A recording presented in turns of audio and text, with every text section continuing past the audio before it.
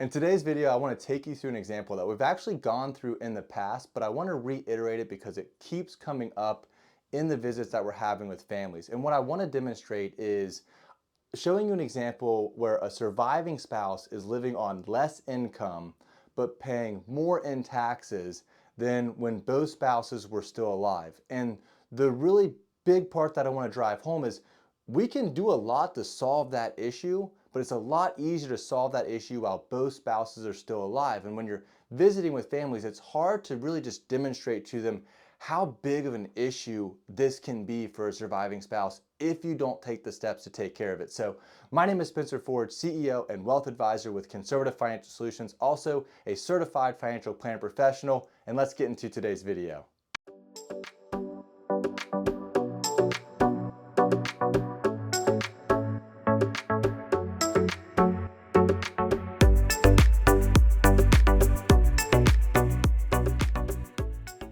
All right, so let me tell you a story about Bob and Mary. Bob and Mary had done everything they thought was right. They had done everything that they were told to do. They're now 75 years old. They've been retired for over 10 years.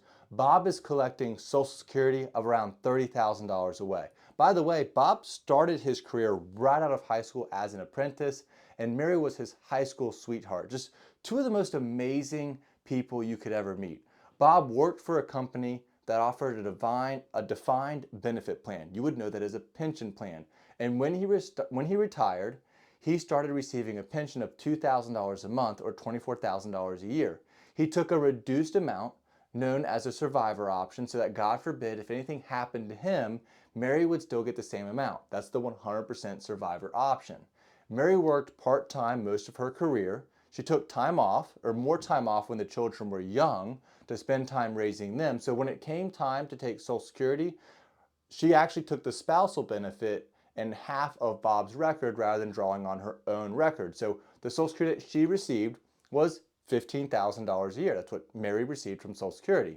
That right there, between the two Social Security amounts and the pension, was all the income that they needed or wanted. The house was paid for, they didn't have any debt, and they could do everything they wanted to do on that income. Now, unfortunately, they were forced to take more taxable income because when they killed the pension plan Bob was a part of 20 years ago, his company started a defined contribution plan. You know that as a 401k. And Bob did what was recommended. He started throwing some money into that so he could get the company match. That money grew and grew, and now it's worth $500,000, and they just want to leave it to their children. But what does Bob have to do each year? Well, he has to take his required minimum distribution from that account, because at a certain age, the IRS forces you to start taking money out whether you want to or not. And so his required minimum distribution was right around $20,000. So if we add up all of that income, comes out to $89,000. Now, the way our tax code works is we have a progressive tax system. So first off, Bob and Mary get to take some deductions.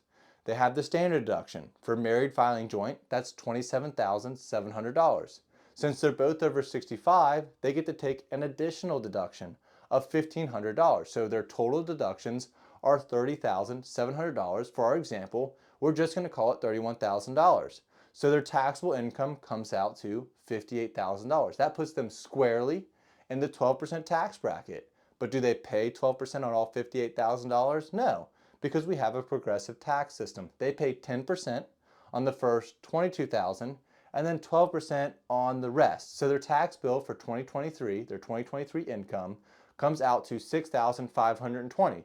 Now, prior to the tax cuts in 2017, that amount, it wouldn't be $6,520. That actually jumps up to $10,137. So that's a difference of $3,617. That's what we have to look forward to when these tax laws expire in 2025. So pay attention to that. So there's even some opportunity to, save a little bit now before these tax laws expire. Time's ticking.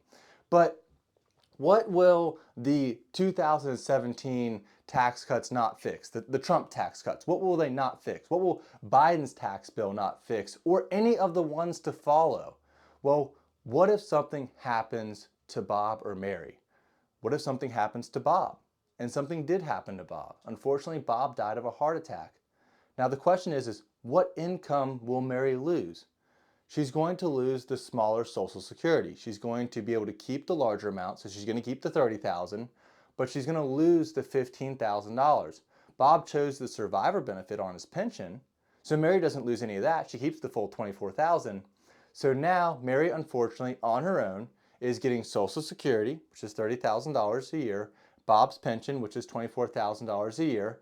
The IRA that Bob had is now Mary's IRA, and she's still subject to the required minimum distribution.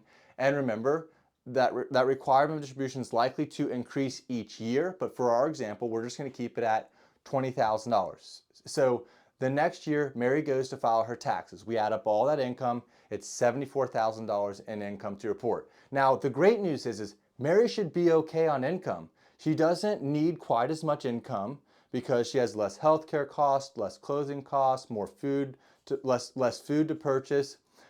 But plus the required minimum distribution was always kind of gravy on top, but now she can use it to actually maintain her standard of living. So the good news is she's going to be okay from a lifestyle standpoint. But how is the tax code treating her now? Let's take a look. Next year, Mary's going to be a single filer. So her standard deduction is now $13,850. She's still over 65, so she still gets the $1,500 deduction. So her standard deduction is now $15,350. We'll call it $16,000. So now she has income of $74,000 minus her deductions. That leaves her with taxable income of $58,000. Man, does that look similar? There's not much difference so far. But let's look at the single filer tax brackets. Where does Mary fall? Well, she's going to be over $44,000, but below $95,000. She just jumped 83% in her marginal tax bracket, the single biggest jump in the tax code. Mary's top marginal income tax bracket went from 12% to now 22%.